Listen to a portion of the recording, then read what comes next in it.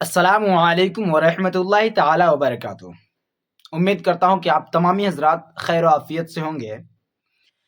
अभी फेसबुक में एक वीडियो देख रहे थे, पहले ये वीडियो देख लीजिए, आप उसके बाद बात करते हैं क्या होती है। ये जो था हमारा उन्वा किरदार रसूल अल्लाह, ये रमज़ान के दिनों में मैंने सोचा कि इस विषय पर हम लोग बात करते हैं और मैं यहां से अपनी बात शुरू कर रहा हूं। मैं दो तीन तुलनाएं करूंगा, हो सकता है कुछ लोगों को खराब लगने वाला हो, लेकिन क्या होती है बात, उससे मुझे फर्क नहीं बहुत पड़ता। बुद्ध ने पूर्णिमा के चांद को चुना। बुद्ध जब बुद्धत्व को प्राप्त हुए तो भी पूर्णिमा थी, बुद्ध जब जन्मे तो भी पूर्णिमा थी, बुद्ध जब संसार छोड़ के गए तो भी पूर्णिमा थी। बुद्ध ने पूर्णिमा के चांद को चुना। बुद्ध पूर्णता के प्रतीक है, बुद्ध संपूर्ण होने का नाम है। आप बुद्ध को तब तक नहीं समझ सकते हैं जब तक आप में संपूर्णता ना आ जाए। बुद्ध संपूर्णता का नाम है, पूर्णता का नाम है। रसूल अल्लाह पैगंबर मोहम्मद साहब वो भी बुद्ध हुए। क्या होती है बात? मैं भाषा का अंतर इसलिए करूं क्योंकि इस टॉपिक को रखने का मेरा मुद्दा यह था कि जिस तरह से मुसलमान पैगंबर साहब के बारे में सोचते हैं उसमें और जिस तरह से बाकी की दूसरी कौमें सोचती हैं जरा फर्क होता है दोनों में। ठीक उसी तरह जैसे कृष्ण के बारे में जैसे हिंदू सोचता है, मुसलमान थोड़ा सा अलग तरह से सोचता है। लेकिन मोहम्मद साहब का जो असर है वो मेरे देखे पूरी दुनिया में बहुत ही बड़ा है।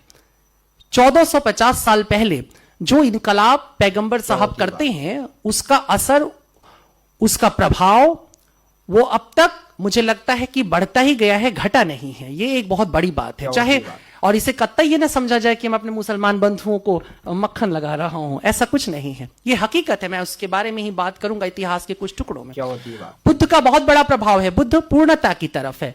पैगंबर साहब भी बुद्धत्व को प्राप्त करते हैं, उनको भी सत्य का ज्ञान मिलता है, वो भी जान जाते हैं हकीकत क्या है। लेकिन जब चुनाव करना होता है उन्हें, तो वो इक्कम का चांद, दूज का चांद चुनते हैं। उसका कारण है बुद्ध जिस जमीन पर अपनी बात कह रहे थे उस जमीन पर सत्य, क्या होती है बात, ज्ञान, समाधि या परमात्मा भगवत्ता की तमाम सत्ताएं आ चुकी थी या उन पर दावा हो चुका था। लेकिन पैगंबर साहब जहां पर आ रहे थे उस इलाके के ऊपर खुद इस्लाम के स्कॉलर्स कहते हैं कि वो जाहिलों की दुनिया थी, जहालत थी, अंधेरा था, मूर्ख थे चारों तरफ। हम लोग जिसे मूर्ख कहते हैं, जो करुणामय हृदय होता है, वो उसे मूर्ख नहीं कहता, अबोध कहता है। वो उसे बच्चे की तरह देखता है। बच्चा कितना भी उत्पात मचा दे, लेकिन माँ जो होती है उसके अंदर एक ममत्व होता है। बच्चा गोद में लैट्रिन कर दे, पेशाब कर दे, फिर वो साफ करती, बच्चे को उठा के पटक नहीं देती है। लेकिन अगर कोई आया हो जिससे कम पैसे मिल रहे हो तो पटक देगी, कहेगी वो छूट गया माता जी गोद से बच्चा अचानक। तो भारत की स्थिति अलग थी और वहां की अलग बात थी। और पैगंबर साहब के भीतर जो हृदय था वो ममत्व से भर गया था। कोई भी जो ईश्वर के साथ जुड़ जाएगा वो ममत्व से भर जाएगा। ममत्व आ गया। जब ममत्व आ गया तो कोप नहीं हुआ।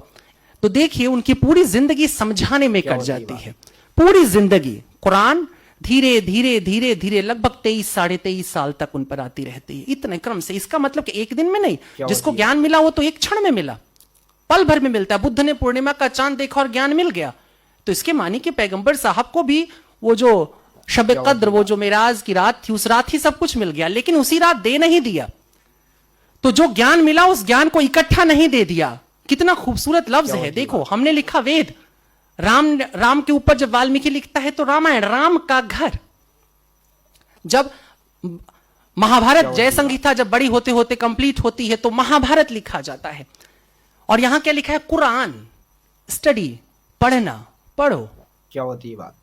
जाहिल को आप रामायण या गीता नहीं सुना सकते, तो उनको तो पहले कहना पड़ेगा पढ़ो।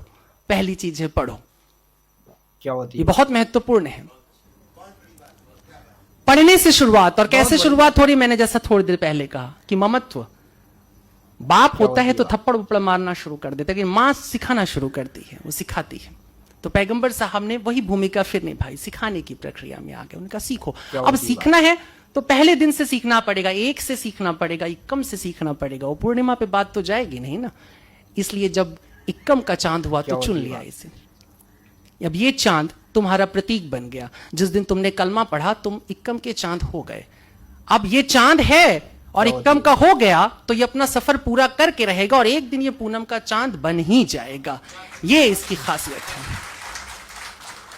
क्या होती है बात। तो पैगंबर ने वो रास्ता दिखाया जिसमें से कोई भी हम में से जिसे कुछ भी नहीं आता है वो सब कुछ जान सकता है। वो बड़ा ही सरल, बड़ा ही आप इस वीडियो को देख करके पता लगा ही लिए होंगे कि हुलिया से और इसके जो किरदार हैं, जो करैक्टर है, उससे बातचीत से सारा कुछ पता चलता है कि एक हिंदू है, एक गैर मुस्लिम है।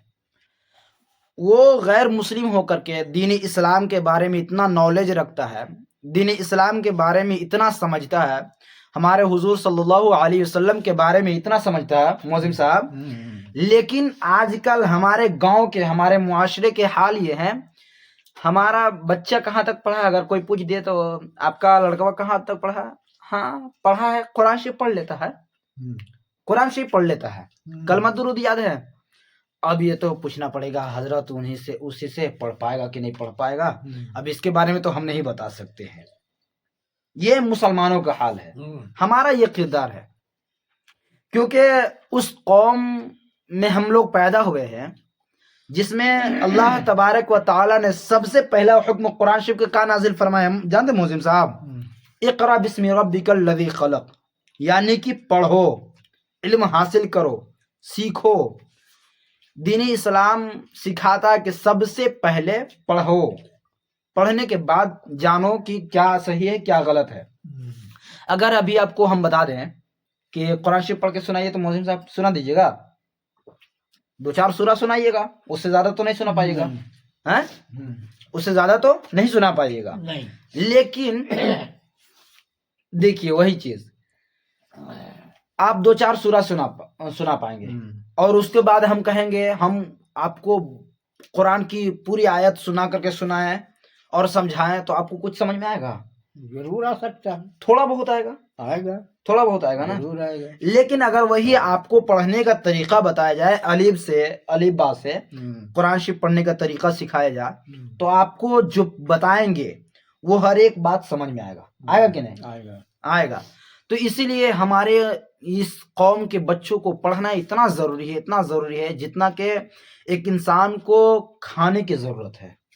अगर 10 दिन उसको खाना नहीं दिया जाए तो वो भूख से तड़पता रहेगा, अगर उसको एक लुकमा मिल जाए तो वो जिंदा रहने की उम्मीद रखता है।